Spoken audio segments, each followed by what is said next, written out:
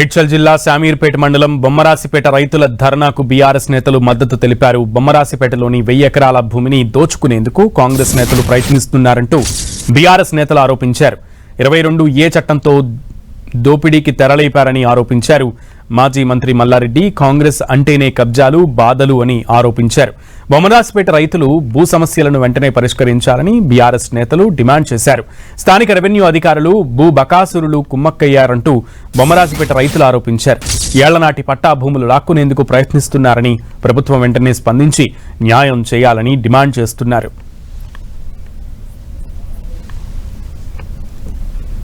రైతుల రాజ్యం మన టిఆర్ఎస్ ప్రభుత్వం అప్పుడు ఉన్నప్పుడు బ్రహ్మాండంగా జరిగింది.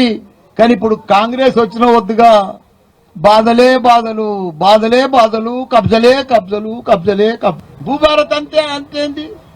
కొత్త కాంగ్రెస్ వచ్చిందంటేనే కబ్జా, కాంగ్రెస్ వచ్చిందంటేనే బస్ దోపిడీ. భూస్వాములను వ్యవసాయం చేసుకుంటున్నాను రైతులను ఏదైనా చిన్న చిన్న ప్రతి ఒక్క దాంట్లో 22A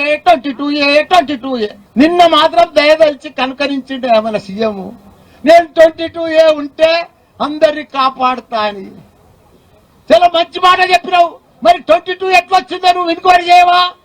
మరి ఇదేంటి బొమ్మరాసిపేట ల్యాండ్ 1000 ఎకరాలది, ఇది నీకు బాధ్యత కాదా? స్థానిక కాంగ్రెస్ నాయకులకు బాధ్యత లేదా?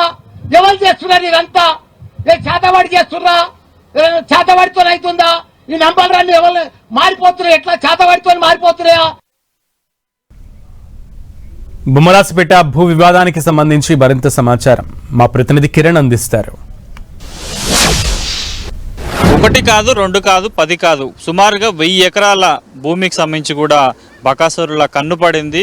దీనికి సంబంధించి కూడా కొన్నేళ్లుగా వీళ్ళు పట్టాలు పొంది వ్యవసాయం చేసుకుంటే ప్రస్తుతం తమదంటూ కూడా వచ్చి గద్దల వారి భూములను లాక్కొనే ప్రయత్నం చేస్తారు. ఇక దిక్కుతో స్థితిలో తమకు ప్రభుత్వమే దిక్కు అంటూ కూడా వారంతా ఆందోళనకు సిద్ధమవుతున్న పరిస్థితి. ప్రస్తుతానికైతే షాబీర్పేట మండలం బొమ్మరాసిపేటకు సంబంధించిన గ్రామస్తుల దీన కాద ప్రస్తుతానికైతే అందరికీ చర్చనీయాంశంగా మారినట్టుగా చెప్పాల్సింది. వాస్తవానికి ఈ 1000 ఎకరాల భూమికి సంబంధించిన భాగోతం ఏంటి తెలుసుకునే ప్రయత్నం చేద్దాం. ఎందుకు భూ నిర్వాసితులకు సంబంధించి కావచ్చు ఈ భూ బకాసురులు వారి కన్ను ఎందుకు పడి తెలుసుకునే ప్రయత్నం చేద్దాం.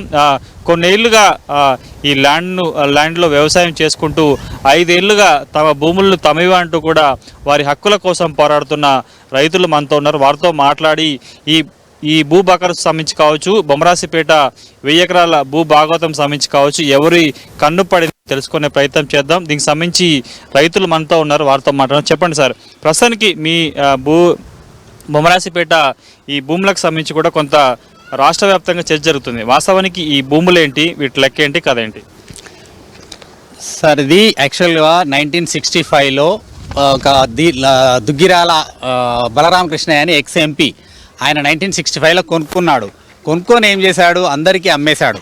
రిజిస్టర్డ్ సేల్ డీడ్ నాది 11/37/92 డాక్యుమెంట్ నాది. సో నేనేం చేశానంటే 1045 ఎకర్స్ కొన్నారు, 775 ఎకర్స్ పట్టా ల్యాండ్, 255 ఎకర్స్ ఇనామ్ ల్యాండ్.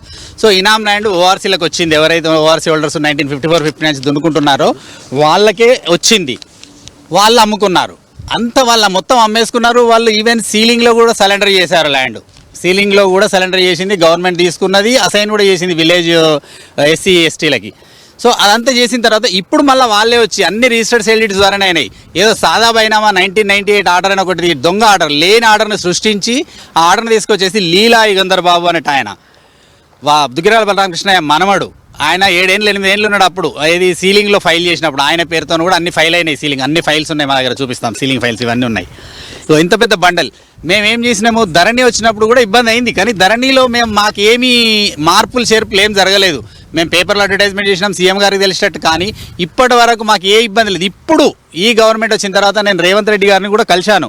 రేవంత్ రెడ్డి గారిని కలిసి మా బాధ చెప్పుకుంటే తను అప్పుడు ఎంపీగా ఉన్నారు, తను కూడా ఒక లెటర్ ఇచ్చారు మాకు. ఆ లెటర్ చూపించండి. సో లెటర్ ఉంది, మాకు లెటర్ ఇచ్చారు, అప్పుడు మాకు అండగా నిలబడ్డారు. ఇప్పుడు ఈ ప్రభుత్వంలో భూభారతి వచ్చిన తర్వాత కూడా నేను భూభారతిలో కూడా నేను ఇచ్చాను సార్. విలేజ్ గ్రామసభ అయితే గ్రామసభలో ఇది ఇచ్చినాను, గ్రామసభలో ఇచ్చినాను.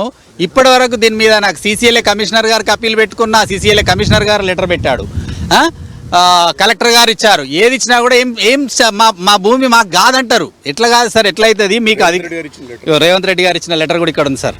ఎంపీగా ఉన్నప్పుడు ఇచ్చారు, రైతులకు అన్యాయం అవుతుంది చూడండి అని.